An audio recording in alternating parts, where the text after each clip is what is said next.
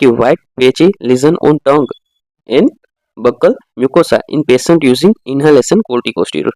तो जो पेशेंट है वो कोर्टिकोस्टेरॉइड इनहेलेशन रूट से ले रहा है, उसमें जो बकल म्यूकोसा और फेरिंग्स है वहाँ पे कोर्टिकोस्टेरॉइड का स्टोरेज हो जाएगा, मतलब वहाँ पे कुछ कुछ जो ड्रग है वो रह जाएगी। इसकी वजह से वहाँ पे फंगल इन्फेक्शन होगा और कैंडिडियासिस होगा। उसकी ट्रीटमेंट में हमें ओट्रिमाजोल देना है, ठीक है। बाद में अगर कोई प्रेगनेंसी का पेशेंट है वो पीपीएच में गया, पोस्टमार्टम हेमरेज में, और वो पेशेंट ब्रोंकियल अस्थमा भी है उसको, तो हम उसे कार्बोप्रोस्ट नहीं दे सकते। कार्बोप्रोस्ट है वो PGF2 अल्फा इनहिबिटर है। बाद में बात करें तो एम्योडोरन के साइड इफेक्ट, पल्मोनरी फाइब्रोसिस जो पूछा गया था, hypotension, hepatotoxicity, neuropathy, photosensitivity, hypo और हाइपरपैराथायरॉयडिज्म दोनों हो सकते हैं, ठीक है। बाद में कॉर्नियल माइक्रो डिपोजिट।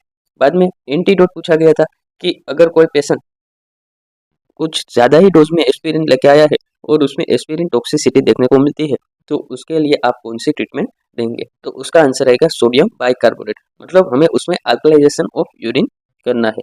अगर कोई पेशेंट क्लोनिडिन पे है और क्लोनिडिन स्टॉप करने के बाद उसे हेडेक स्टार्ट हो जाता है तो वो किस वजह से होगा, तो उसका आंसर आएगा रिबाउंड हाइपरटेंशन। बाद में जो एंटी गाउट ड्रग है उसके बारे में पूछा गया था, तो एलोपेरिन की मैकेनिज्म कौन सी है, तो वो यूरिक एसिड सिंथेसिस डिक्रीज करेगा, जबकि प्रोपिनेसिड है वो यूरिक एसिड का एक्सक्रीशन ज्यादा करेगा, और कोल्चिसिन है वो inhibit microtubule and spindle formation. इसकी वजह से जो यूरिक एसिड है उसका सिंथेसिस कम हो जाएगा।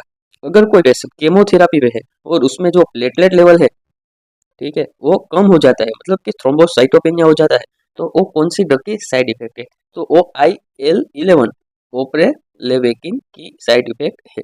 बाद में बात करें तो थ्रोम्बोक्सिन रिलेटेड क्वेश्चन पूछा गया था कि लोसार्टन है वो थ्रोम्बोक्सिन A2 का एंटागोनिस्ट भी है, और उससे प्लेटलेट एग्रेवेशन है वो उसका इनहिबिशन करेगा, ठीक है। बाद में ओपी पॉइजनिंग है उसका एंटीडोट पूछा गया था कि कोई पेशेंट है उसे ओपी पॉइजनिंग हुआ है तो उसकी ट्रीटमेंट में आप क्या देंगे, तो उसका आंसर आएगा एट्रोपिन, ये तो हम सबको पता है।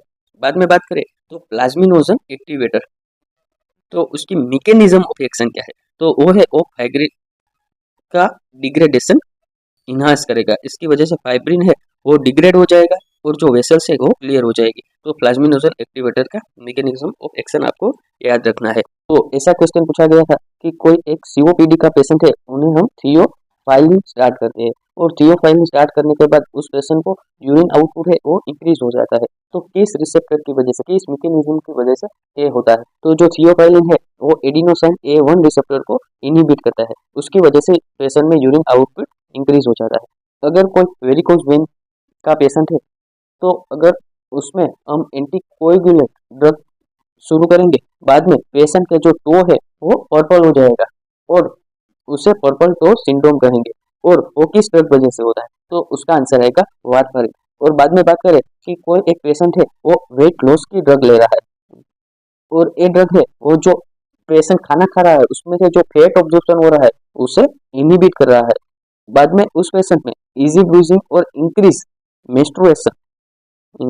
मेंस्ट्रुएशन ब्लीडिंग देखने को मिल रहा है, तो एक किस चीज की वजह से देखने को मिल रहा है। अब देखें, अगर फैट का ऑब्जॉर्प्शन कम हुआ है तो फैट का ऑब्जॉर्प्शन के साथ जो फैट सोल्यूबल विटामिन है उसका भी एब्जॉर्प्शन नहीं देखने को मिलेगा। तो फैट सोल्यूबल विटामिन है जैसे कि विटामिन A, D, E और K, तो इसका भी एब्जॉर्प्शन नहीं होगा। और विटामिन K के एब्जॉर्प्शन ना होने की वजह से जो कोएगुलेशन फैक्टर है उसमें इफेक्ट आएगा और इजी ब्रूजिंग और मेंस्ट्रुअल ब्लीडिंग इंक्रीज होगा। बाद में बात करें तो अगर कोई यूटीआई का पेशेंट है और उसमें कोई एक ड्रग दी गई है और उस ड्रग की वजह से टेंडन रप्चर और आर्थ्रोपैथी जैसे सिम्टम देखने को मिल रहे हैं, तो वो कौन सी ड्रग है, तो उसका आंसर आएगा फ्लोरोक्विनोलोल। और कौन सी मैकेनिज्म की वजह से ये देखने को मिलता है, तो डीएनए गायरेज इनहिबिशन की वजह से देखने को मिलता है।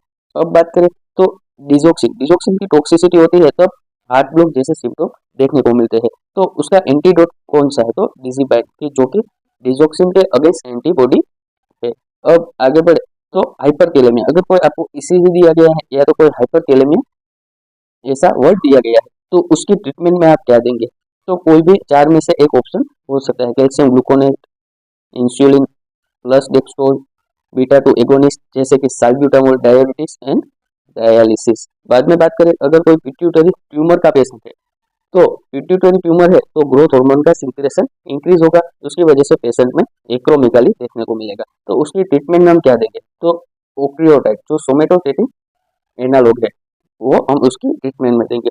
अगर कोई पेशेंट है उसको ईयर नोज के सिम्टम दिए गए हैं जैसे कि राइनाइटिस ईटीसी, और साथ में अगर उसकी हम बायोप्सी लेंगे और बायोप्सी में माइक्रोस्कोप में देखें तो broad based aseptate eye with branching at right angle देखने को मिलेगा, तो उसका डायग्नोसिस म्यूकर माइकोसिस होगा और उसकी ट्रीटमेंट हम एम्फोटेरोसिन भी देंगे।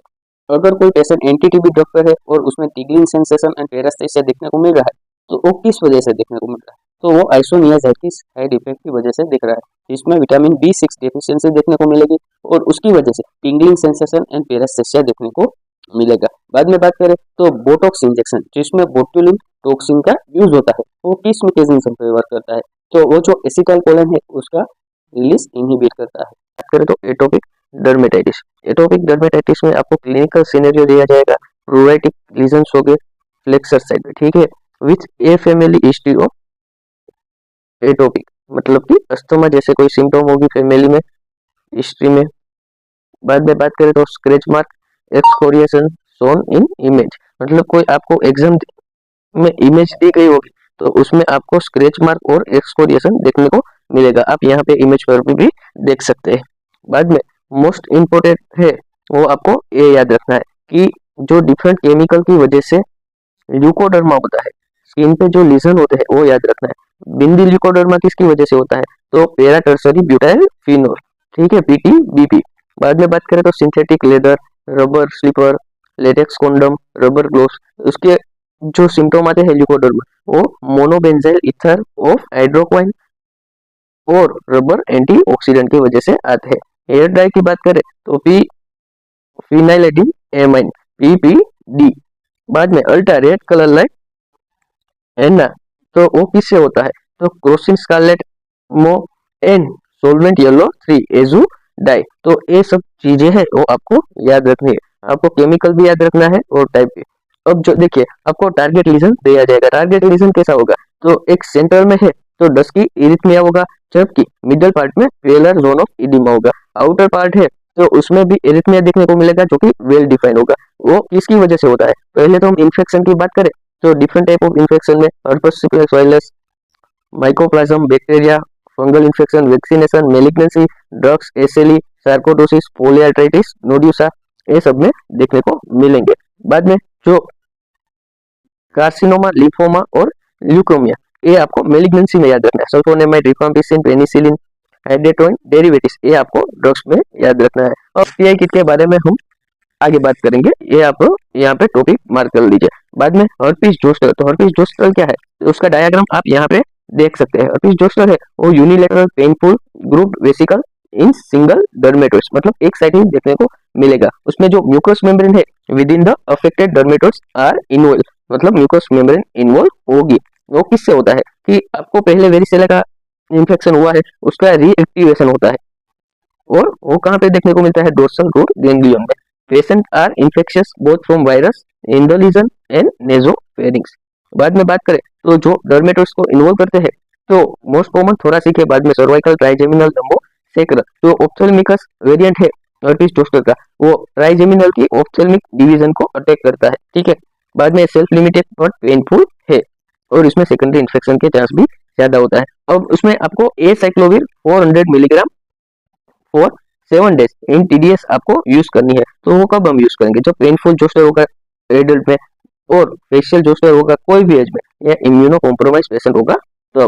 अब बात करें तो डिफरेंट जो साइन है वो किस स्किन डिसीज में देखने को मिलता है। बात करें सब इंग्यूनल ऑयल ड्रॉप साइन है तो वो सोरियासिस में देखने को मिलेगा, ल्यूकोनेकिया स्ट्रिएटा है तो नेफ्रोटिक सिंड्रोम में देखने को मिलेगा, जबकि जो टेरिज्म है अगर डोर्सल टेरिज्म है तो लाइकन प्लेनस, वेंट्रल है तो trauma sclerosis, Raynaud phenomena, SLE infection और फेमिलियल हो सकता है, और pitting of nail alopecia areata में देखने को मिलता है। बाद में बात करें एक एंथोसिस नाइग्राम, उसका डायग्राम आप यहाँ पे देख सकते हैं, chicken grey brown velvet plaque in flexor area such as back of neck, axilla, inflammatory crease, groin, waist, ये सब एरिया में आपको देखने को मिल जाएगा। उसका कॉज है तो ओबेसिटी और इंसुलिन रेजिस्टेंस है वो बिनाइन कॉज है, जबकि मैलिग्नेंसी की बात करें तो गैस्ट्रिक, लंग, यूट्राइन कार्सिनोमा में ये देखने को मिलता है।